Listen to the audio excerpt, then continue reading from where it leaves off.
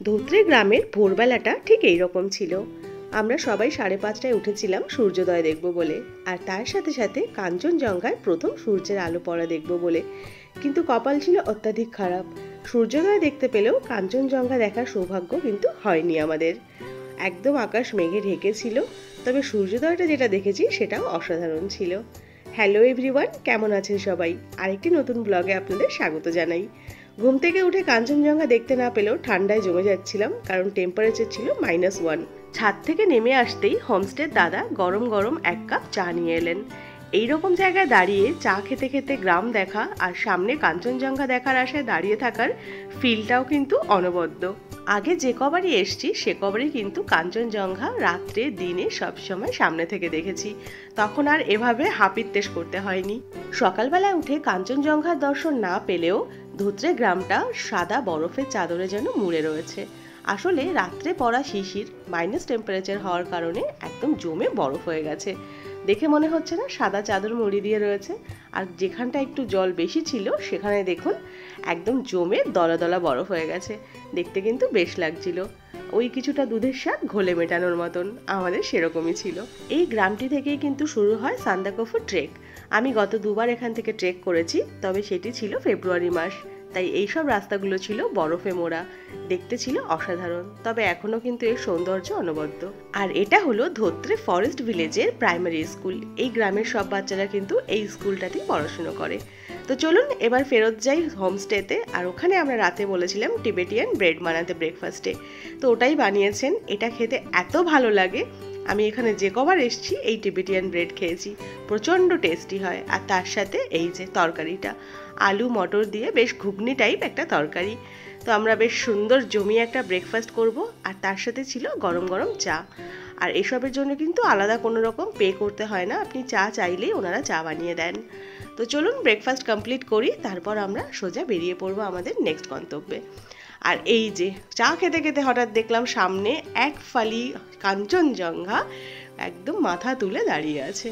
তো দেখতে বেশি লাগছিল, তবে এই মেঘগুলো সরে গেলে মনে হতো যেন সামনেই দাঁড়িয়ে আছে, হাত বাড়ালেই তাকে ধরতে পারবো। কাঞ্চনজঙ্ঘার গ্ল্যামারই এরকম। এখন বাজে বেলা 10টা, আর আমরা বেরিয়ে পড়েছি আমাদের নেক্সট গন্তব্যে। আর এটা হলো এখানকার লোকাল ওয়াইন। এখানে এটা নিজেরাই বানান বাড়িতে। এটা হলো অ্যাপেলের, তাছাড়া রডোডেনড্রনেরও এখানে কিন্তু ওয়াইন বানানো হয়। আর এনারা এটা যখন ওনাদের শরীর খারাপ হয় তখন খান, এটাই বললেন হোমস্টের ওনার। তো আমরা যথারীতি একটা নিয়ে নিয়েছি। এর দাম নিয়েছিল 300 টাকা। সবাই টেস্ট করে দেখেছিলাম, বেশ টেস্টি ছিল খেতে। জাস্ট অ্যাপি ফিজের মধ্যে একটুখানি অ্যালকোহল মনে হচ্ছিল। যাই হোক, চলুন এবার তো বেরিয়ে পড়েছি আর পৌঁছে গেছি মানেভাঞ্জন। মানেভাঞ্জন গ্রামটি এমনই যেখানে নেপাল আর ইন্ডিয়া দুটোরই ফ্লেভার একসাথে মিশে যায়। আমরা সমতলের মানুষরা যেরকম লাউ কুমড়ো খেয়ে থাকি, এখানকার মানুষরা কিন্তু সেরকম স্কোয়াশ খান। প্রচুর পরিমাণে ফলন হয় এখানে, আর খেতে কিন্তু বেশ ভালোই লাগে। তো যাই হোক, চলুন এবার একটু নেপাল থেকে ঘুরে আসা যাক। এই যে জাস্ট নেপালের বর্ডার পার হয়ে গেলাম, কেমন এক্সাইটিং লাগে না? এই জন্যই বলছিলাম যে এখানে ইন্ডিয়া আর নেপালের ফ্লেভার মিলেমিশে এক হয়ে যায়। চলুন এবার গ্রামের ভেতরটা একটু ঘুরে দেখি। বেশি দূর যাব না, জাস্ট কিছুটা হেঁটে যাব ভেতরের দিকে। আর এটা দেখুন, এখানে একদম ছোট্ট একটা পার্লার, দেখে এত ভালো লাগলো। আমরা শহুরে কালচারে কত ঝাঁ চকচকে জিনিসপত্র দেখি, ঝাঁ চকচকে পার্লার, রাস্তাঘাট, কিন্তু এখানে যে এই ছোট ছোট ব্যাপারগুলো এত মনের কাছাকাছি মনে হয়। আর এখানকার মানুষজন তো তুলনাই হয় না, সবাই অপরিচিত হয়েও কেমন যেন রাস্তায় কত হাই হ্যালো আপন করে নেন। যাই হোক, চলুন আর একটু ভেতরে যাই। আর এই যে দেখুন, নেপালের ভেতরে একটা ছোট্ট সুন্দর মন্দির, এটা দুর্গা মন্দির ছিল। আমার কিন্তু দেখে বেশ লেগেছে। এখানকার মানুষদের জীবিকা নির্ভর করে ট্যুরিস্টদের ওপরে। সান্দাকফু ট্রেক কিন্তু মেনলি এখান থেকেই শুরু হয়, যদিও কিছুটা এগিয়ে গিয়ে ধোত্রে থেকে শুরু করলে কিছুটা খাড়াই রাস্তা অ্যাভয়েড করা যায়, কিন্তু মানুষজন এখান থেকেও কিন্তু ম্যাক্সিমাম শুরু করেন। এই গ্রামের মানুষরাই কিন্তু পোর্টার, ড্রাইভার আর গাইডের কাজ করেন। তাছাড়া ম্যাক্সিমাম চলে যান সেনাবাহিনীতে। চলুন এবার এখান থেকে বেরোনো যাক। মানেভাঞ্জন থেকে সুখিয়া পোখরি যাওয়ার এই রাস্তায় কাজ হচ্ছে দেখে ভীষণই ভালো লাগলো। গতবার এই রাস্তা থেকে যাওয়ার সময় ভীষণ কষ্ট হয়েছিল। আমরা পৌঁছে গেছি সুখিয়া। এখান থেকে ভেবেছিলাম মোমো খাবো, এখানে কিন্তু দারুণ মোমো পাওয়া যায়। কিন্তু আমাদের ড্রাইভার দাদা বললেন যে একটু আগে চলুন, ওখানে লেপচা জগৎ পাইন ফরেস্ট আছে, ওখান থেকে মোমো খাওয়া যাবে। আর এখানে কিন্তু মোমোর দাম খুবই সস্তা। ভেজ মোমো ছিল 50 টাকা আর চিকেন মোমো ছিল 70 টাকা। মোমোর চাটনিতে ছিল একটা অসাধারণ ফ্লেভার। গন্ধরাজ লেবুর পাতা বেটে মেবি দিয়েছিলেন, আর নাকে একটা এত সুন্দর গন্ধ যাচ্ছিল যে মোমো খাওয়ার খিদে কিন্তু আরও বাড়িয়ে দিচ্ছিল। তো চলুন এবার পাইন ফরেস্টের ভেতরটা একটু ঘুরে আসি।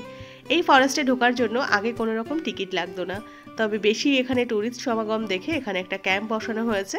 দেন এখানে এখন ঢুকতে গেলে পার হেড আপনাকে 20 টাকা করে দিতে হবে।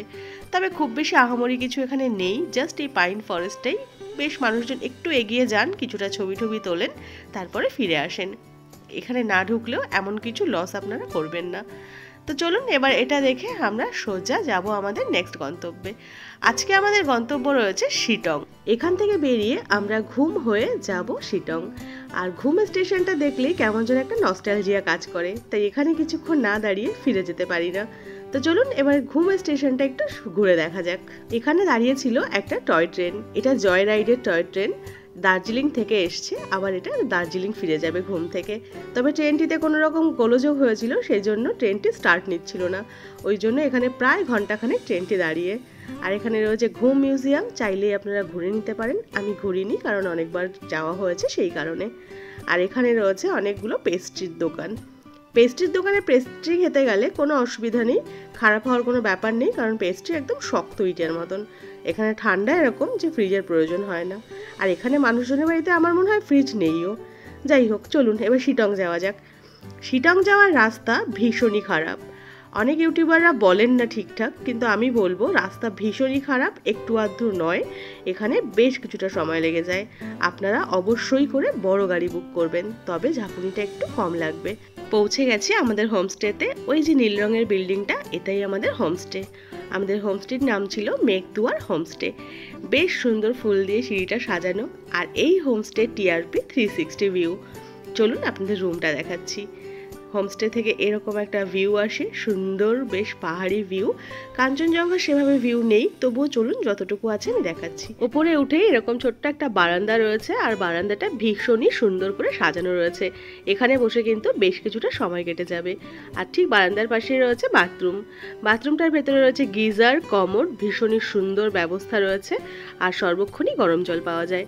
বাথরুমটা আগেও এখানে 360 ভিউ ছিল, কাচ ছিল, পরে এটাকে আটকে দেওয়া হয়েছে। আর এই যে রুমটা দেখুন, রুমটা দেখলেই জাস্ট মনে হয় এখানে বেশ কিছুদিন থেকে যাই। একটা আলমারি রয়েছে, আলমারির ভেতরে রয়েছে ঠাসা, কাঁথা, কম্বল, বালিশ, এগুলো আপনার প্রয়োজন মতো আপনি আরও বার করে নিতে পারেন। আর রয়েছে 3টে বেড, 2টো ডাবল, একটা সিঙ্গেল। আর তার সঙ্গে রয়েছে 2টো বসার সুন্দর চেয়ার, একটা ছোট্ট টেবিল। এই রুমটা কিন্তু আমরা অনেক দিন আগে বুক করেছিলাম। এই রুমটার খুব ডিমান্ড, এটা কিন্তু সহজে পাওয়া যায় না। তো এই ছিল আমাদের 360 ভিউ রুম।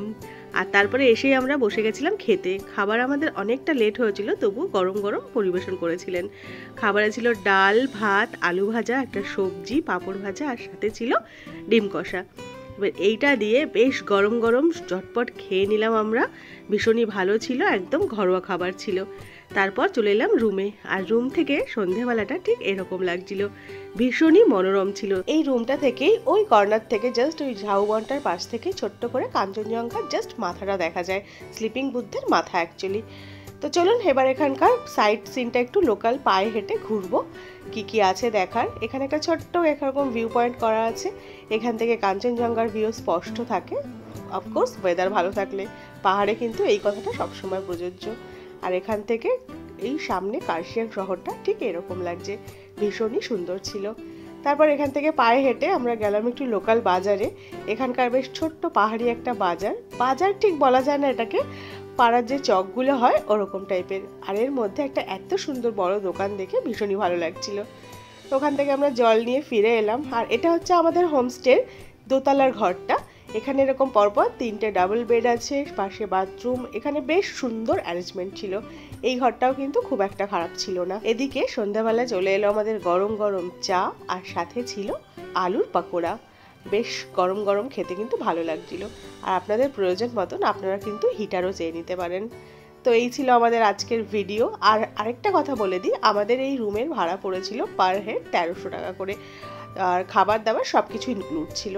আর রাতের খাবারে ছিল মাংস আর রুটি, আপনারা যেরকম খেতে চাইবেন বলে দিলে ওনারা দিয়ে দেন। আজকের ভিডিও এখানেই শেষ করলাম, দেখা হচ্ছে আবার পরের ভিডিও।